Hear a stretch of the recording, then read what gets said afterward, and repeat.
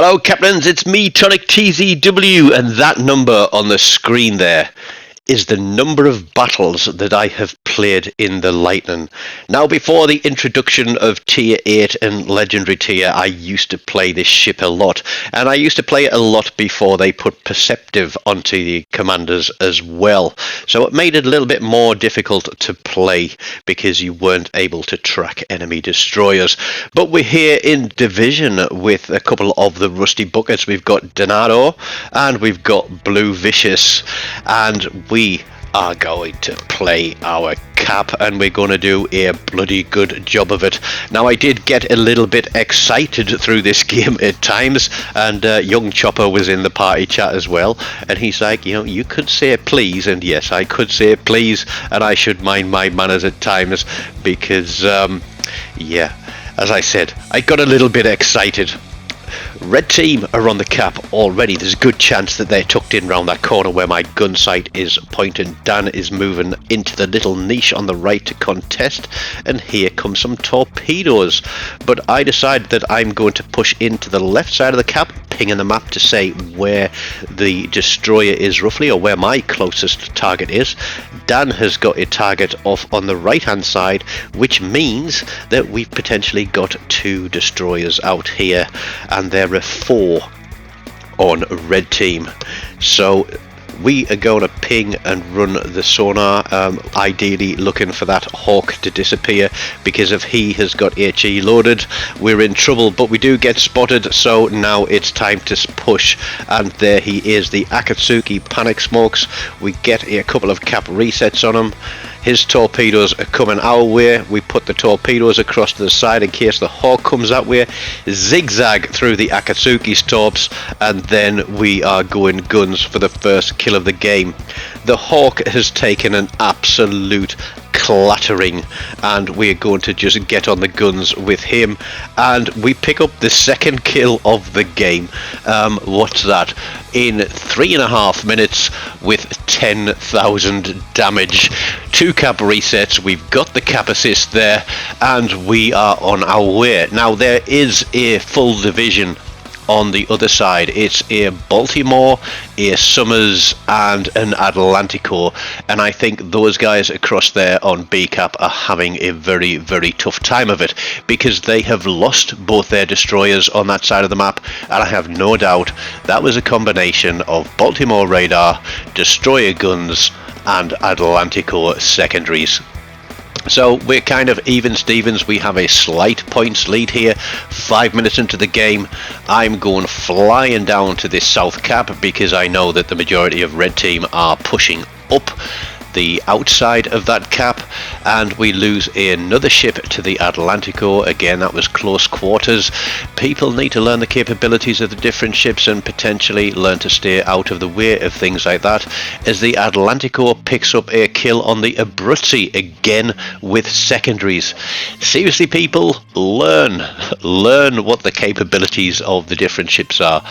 A cap is being turned, which means there's at least one destroyer gun that way.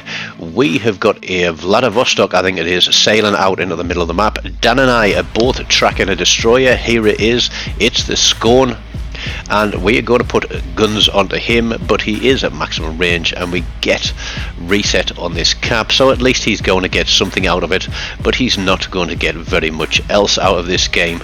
I get a fire on him, and that is ticking, but everybody else is also still shooting at him, and I decide that this Vladivostok is going to be in trouble if he keeps sailing through the middle of the map by himself. So I'm initially thinking, do I push across to the right hand side and take that cap, or would I be putting myself in the way of a lot of trouble? 5 red team ships left.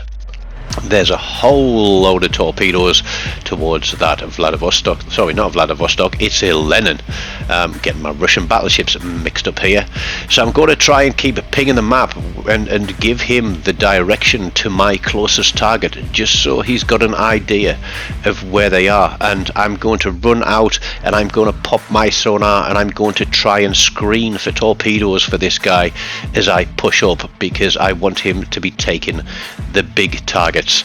I just saw there that the Atlantico is on 4 kills, so he must have picked up both those destroyers as well as the battleship and the cruiser. Closest target now off my bow. There's the Baltimore, there's the Summers. We are going to go guns on him, and everybody is going to chirp in and chime in on this one, but he is on sonar. He's not getting away from this one, and that is kill number 3 on 20,000 damage. I do say to Blue there, Blue, if you can get your guns and cover the north side of that cap, I'm going to come back through it, see if we can bump this destroyer and get rid of him. We've put torpedoes out there towards the Baltimore.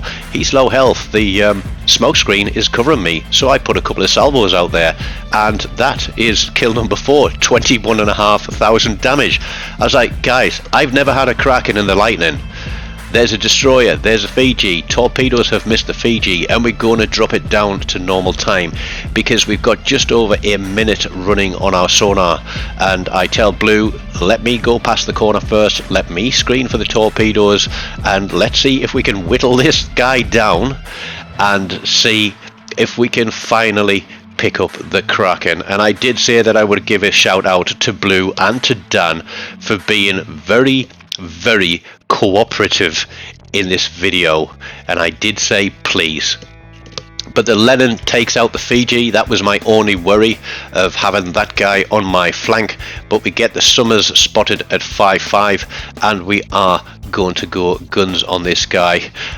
Blue has a great deal of trouble hitting this guy, the dispersion on the Charles Martel not being the greatest, or the accuracy not being the greatest. But this guy has popped his smoke. He wants to run and hide. I've no doubt that he wants to try and turn and put torpedoes our way. And I call out that my sonar is about to expire. Blue is going to pop his sonar to give himself some warning, and me being out in front of him will also give him a little bit of advance warning. But I don't want this guy to get away from me. I have had so many 4-kill games in the Lightning, it is unbelievable. And he gets himself spotted again. We absolutely throw a salvo nowhere near him, but we are back on. He's turning to try and get his torpedo angles, I know that, but he's double fired. He's lost his engine, and we are going to stay on him. We can see that fire ticking. We break 30,000 damage. He takes a gun. We take the Kraken unleashed on 33,000 damage. 970 points to blue team. There's one ship left on red team.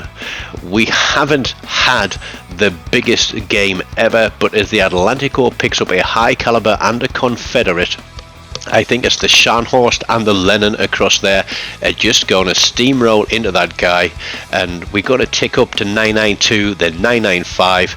Scharnhorst gets the torpedoes on the Atlantico, puts an end to his fun.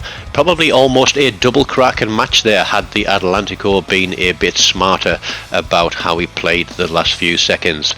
But we get a solo cap, we get a cap assist, we get 2 cap resets, we get our 5 kills, finishing top of the board with 2,930 base XP, 6 kills between the division, and thank you again to Dan and Blue for being absolutely awesome in letting me pick up that 5th kill. There's my stats for the Lightning. And yeah, average damage 47,000, max damage 179,500, max XP 3499, 63% win rate in that ship, and an average of 1.2 ships per match. But it is finally allowed to wear the Jolly Roger. For those of you that don't know, I do put the Jolly Roger on all my Kraken ships, and that one has been added to the list as well. So I think that's 75 or 76 ships that I have Krakens on now. That is Kraken number 172. Hope you enjoyed that one. Until next time, as always, take care of yourselves, and goodbye.